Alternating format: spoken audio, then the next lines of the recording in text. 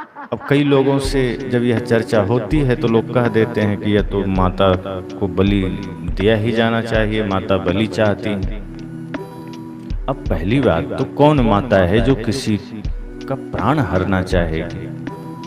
दुर्गा माता, जिनके लिए कहा जाता है करुणामयी है, दयामयी है, जगत जननी है, समस्त सृष्टि की माता है। तो मान लो अगर वो समस्त सृष्टि की माता है तो ये बकरे भेड़ ये क्या उनकी संतान नहीं? और क्या उन्होंने कभी आकर कहा कि हाँ मुझे बलि दो? लेकिन पता नहीं कहाँ से यह नासमझी आ गई और लोग उनके नाम पर बलि देते हैं। और जो अपने को ब्राह्मण कहते हैं कि मैं तो बड़ा श्रेष्ठ आदमी हूँ, मैं तो विराट भगवान के मुख से पैदा हुआ, उनमें से ज़्यादातर लोग इस काम को अंजाम देते हैं या दिलवाते हैं, करते करवाते हैं और मांस भी खाते हैं। तो कई लोग कहते हैं पूर्वज खाते थे, हमारी परंपरा है, बलि की परंपरा है, कहा भी गया है इसलिए हम खाते हैं। ये परंपरा रावण की परंपरा है, ये इंसानों की परंपरा नहीं है। मांस खाना, हत्या करना, हिंसा करना, बलि देना ये राक्षसों की परंपरा है। और राक्षसों को आप देखो तो अंत में उसका परिणाम गलत ही होता था, उसका भयंकर अंत होता था। तो अगर आप राक्षस ही रहना चाहते हैं, आप दैत्य ही रहना चाहते हैं, तब तो हिंसा करो, बलि दो, दिलवाओ, मांस खाओ। लेकिन अगर मनुष्य बनना है, देव बनना है, तो ये सारे जघन्य पाप छोड़ने पड़ेंगे।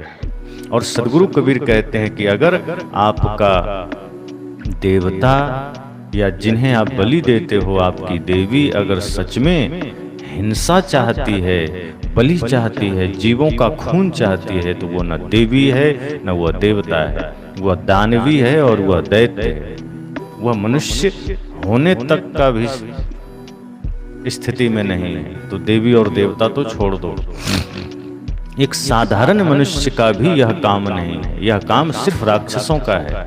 मनुष्य शरीर में रहकर जो हिंसा करे और उसको जायज ठहराए। अब सोचो 9 दिन व्रत चलेगा, एकदम निर्जला भी लोग करते हैं और लेट करके भी करते हैं, सीने पर जौ उगा लेते हैं, तमाम प्रकार के उपद्रव करेंगे 9 दिन। ठीक है, 9 दिन साधना करो, मौन रहो, गलत ना खाओ पियो, उपवास रहो, व्रत करो, सब ठीक है। 10वें दिन कौन सा भूत सवार हो गया, कौन सा राक्षस सवार हो गया जो हजारों लाखों भेड़ बकरी काट दिए? ये क्या तमाशा है? और वो भी देवी के नाम पर कि देवी को चाहिए। अरे देवी ने कभी आकर कहा कि तुम मुझे बकरी दो? अगर बलि मांग भी रही हैं तो खुद को चढ़ा दो। रावण ने खुद को ही चढ़ाया था। अगर सच में देवी को बलि चाहिए होगी तो अपने गर्दन काट कर दे दो, ये बकरियों से तुम्हें क्या लेना देना। कई बार दुर्गा पूजा के दिन अगर सुबह सुबह गुजरना हो गया तो रास्ते में देखते हैं कि जहां कहीं दुर्गा मंदिर, काली मंदिर मिल गया तो लोग काट काट करके खून की धारा बहा देते हैं। ऐसा लगता है जैसे हम राक्षसों के बीच में आ गए। वही लोग जो कल तक पशु प्रेमी बन रहे थे, आज वो धर्म के नाम पर भयंकर हिंसा करने लगे और गर्दन काट करके पंडित अपने घर ले गया और बाकी शरीर जजमान जी ले गए और बढ़िया से बनाकर खाए। कोई व्यक्ति किसी के घर में जब मर जाता है तो व्यक्ति कहता है छूत हो गया, कि कोई गुजर गया। अब 12-13 दिन तक नमक हल्दी सब मना है, कोई उसके घर खा नहीं सकता जब तक श्राद्ध ना हो जाए, जब तक नौटंकी ना हो जाए तब तक नहीं खा सकता। एक मरी मुए अन्न नहीं खाए, एक मरे सिझे रसोई। साहब कहते हैं कि अगर एक घर में कोई मर गया तो अन्न नहीं खाए, छूत मान ली, लेकिन एक जीव की हत्या करके, गर्दन काट करके, उसे भी तो तुमने मार दिया, वो भी तो मुर्दा हो गया, उसे तुम घर में ले आए। एक घर में कोई दादा नाना नानी गुजर गए, माता पिता गुजर गए, कोई पड़ोसी गुजर गए, तो तुम कहते हो छूत हो गया। अब बिना श्राद्ध के ये छूत मिटेगी नहीं। लेकिन एक जीव को मार करके, चाहे गाय भैंस बैल बकरी ऊंट कुछ भी हो, मुर्गी मछली, उसे मार करके तुम घर ले आए, तो एक के मरने पर तुमने छूत माना और दूसरा जीव को मार करके तुम उसे पवित्र मान करके उसी कड़ाही में तुम उसे तल करके और अपने पेट में डाल रहे हो। तो एक मुर्दे को ही तो तुमने खाया, वो जिंदा तो है नहीं। तो मुर्दाखोर बन गए। अरे शेर, बिल्ली, भेड़िया ये सब मांसाहारी है, प्रकृति से मांसाहारी है, उसे दाल भात सब्जी तो नहीं खाएगा। लेकिन वह ऐसा नहीं करता कि चलो किसी बकरे भैंसे को पकड़ करके काट करके मसाला डाल करके कड़ाही में तल करके खाना है। प्रकृति ने उसे मांसाहारी बनाया है, तो वह जहां देखा पकड़ा तुरंत काम तमाम कर दिया, गला काटा, चीड़ा फाड़ा के चल दिया। अगर तुम भी मांस ही खाना चाहते हो, मांसाहारी ही अपने को मानते हो, तो डायरेक्ट पकड़ो, कड़ाही में तलने भूनने की क्या जरूरत है। कहीं खेत में कुत्ता बकरी बैल दिख जाए, जाओ मुंह लगा दो, नोच नोच के खा लो जैसे फल खाते हो। लेकिन जिह्वा लंपटता के कारण उस मुर्दे को हम घर में लाते हैं, मार दिए वो मुर्दा हो गया, मुर्दे को पकाते हैं और मुर्दे को पेट में रख भी लेते हैं। तो सदगुरु कबीर कहते हैं कि तुम मुर्दा खा रहे हो, मुर्दाखोर हो, और चाहे देवी के नाम पर खाओ चाहे खुदा के नाम पर खाओ, मुर्दाखोर तो तुम हो ही। तो हिंसा करना कभी भी धर्म नहीं है। इसलिए सदगुरु कहते हैं, भूला वे अहमक नादाना, जिन हरदम राम ही ना जाना। जो हर हृदय में राम को नहीं देखा, जो हर प्राणी में राम को नहीं देखा, वो तो महाजड़मती ना समझ है, भूला हुआ है, चाहे वो देवी के नाम पर हो चाहे खुदा के नाम पर। और तमाम तरह की लोग कहानियां गढ़ देते हैं। मुसलमानों में कहानियां बनाई कि कुर्बानी तो हमारे अल्लाह मियाँ खुदा की देन है। तो कैसे? तो उसके बारे में साहब ने कहा है, इब्राहिम से ईश्वर ने कहा कि तुम अपने प्रिय चीज की कुर्बानी दो। अब मान लो एक चर्चा आई कि अपने प्रिय चीज की कुर्बानी दो, तो क्या आदमी के लिए सबसे प्रिय गाय बैल भैंस बकरी ही है? अरे सबसे प्रिय या तो पुत्र है या अपना शरीर है। पुत्र से भी ज्यादा प्रिय अपना शरीर होता है। अन्य और विश्वास ना हो तो जब ऐसी घड़ी मृत्यु का आवे तो देख लो, कोई होगा जो अपना प्राण गंवा कर अपने बेटे को बचाएगा, लेकिन ज्यादातर अगर ऐसा समय आ जाता है तो अपना प्राण ही आगे दिखता है। फिर भी मान लो अपना बेटा प्रिय है, शरीर प्रिय है, तो शरीर की बलि दो, बेटे की बलि दो।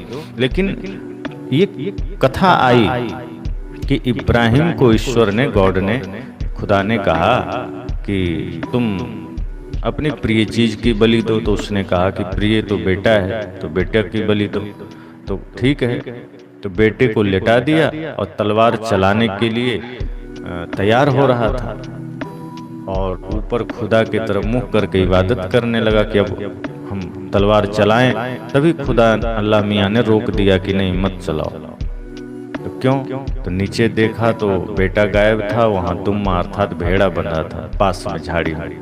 तो उसने समझा कि भेड़े की बलि दी जानी चाहिए, तो उसने भेड़े की बलि दे दी। कितनी बचकानी बात है।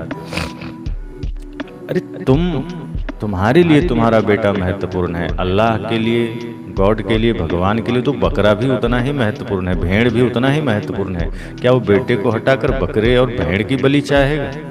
और मान लो ऐसा हुआ भी है, तो आज के समय में ऐसा क्यों नहीं करते? आप भी ऐसा करो। भेड़े और बकरे का बलि देने के बजाय अपने बेटे को सामने बांध दो, तलवार चलाओ। अगर बेटा गायब हो जाए और वहां भेड़ा आ जाए, वहां बकरा आ जाए, गाय आ जाए, तो समझ लेना कि बलि स्वीकार हो गई, और नहीं तो काट डालो अपने बेटे को। तो सदगुरु कहते हैं धर्म के नाम पर यह महान नासमझी चलती है, और यह कुरान के नाम पर, पुराण के नाम पर, सभी शास्त्रों का हवाला देकर यह पाप चलता है। ऐसा नहीं है कि कोई एक जगह यह पाप हो रहा है, सभी जगह यह पाप चल रहा है। इसलिए सदगुरु कबीर कहते हैं, भूला वे अहमक नादाना। वो आदमी भूला हुआ है, महानादान है, जो हर घट में राम को नहीं देखता। क्योंकि कहता तो है मैं भगवान का, खुदा का बंदा हूँ, भक्त हूँ, लेकिन वो काम करता है शैतानों वाला। जैसे कोई सामने खुदा नहीं, कोई शैतान है जो उसे आज्ञा दे रहा है, जो उसे अनुमति दे रहा है। तो सदगुरु कहते हैं कि तुम ना समझ हो, तुम्हें हर घट में अगर खुदा का दर्शन नहीं हुआ तो फिर तुम नादान ही हो। बरबस आनी के गाय पछारी गरा काटी जिब आप लिया, कहा जबरदस्ती एक गाय को ले आए, उसमें जानना भी नहीं चाहा कि गाय कटना चाहती है कि नहीं, और क्या लेना देना तुम्हें गाय काटने से। गाय की जगह खुद को काट लो, खुद समर्पित हो जाओ, लेकिन जबरदस्ती एक गाय को पकड़ के लाया।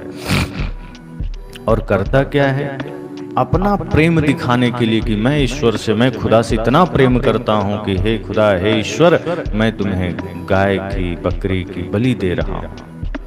अरे गाय और बकरी से भी तो एक बार पूछो कि उसकी बलि तुम दे रहे हो तो उसको क्या बीत रहा है।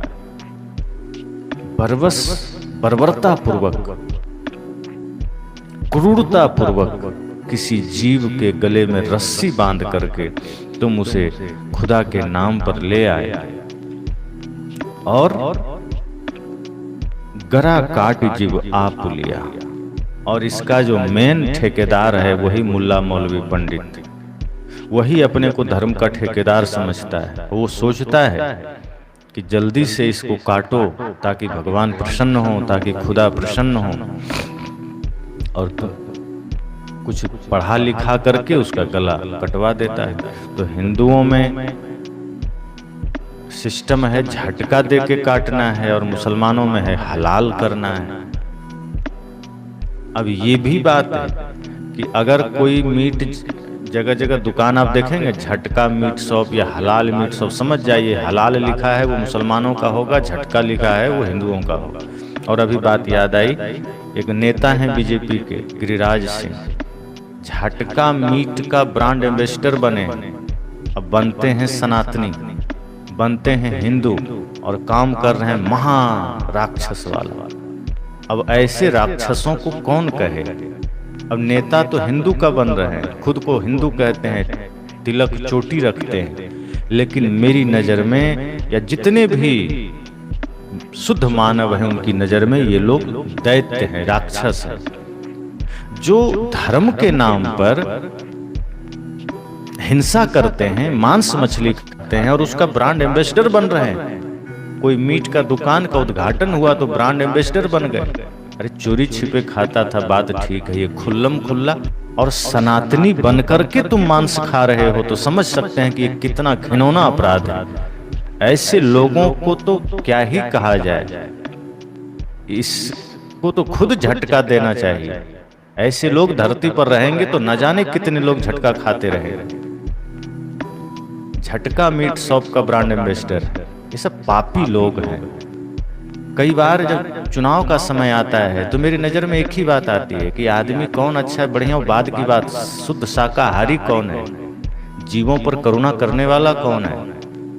अगर वह ठीक है कि कोई शुद्ध शाकाहारी वैष्णव है तब तो बात समझ में आती है कि थोड़ी सी करुणा होगी, लेकिन ज्यादातर लोग राक्षस होते हैं, मांस खाने वाले, मछली खाने वाले, मदिरा पीने वाले, ऐसे लोग बनते सनातनी हैं, हिंदू हैं, लेकिन उन्हें ये अर्थ ही पता नहीं है कि सनातन का सबसे बड़ा ज्ञान ही अहिंसा है, सबसे बड़ा ज्ञान ही सत्य, करुणा, प्रेम है। और कौन सा जीव की हत्या करने के समय आपको बिना, जैसे कोई करुणावान आदमी है, कोई अहिंसक आदमी है, उसके हाथ में छुरी दे दो, हत्या कर पाएगा? जीव की हत्या करने के लिए महाक्रूर बनना पड़ेगा, जल्लाद बनना पड़ेगा, कसाई बनना पड़ेगा।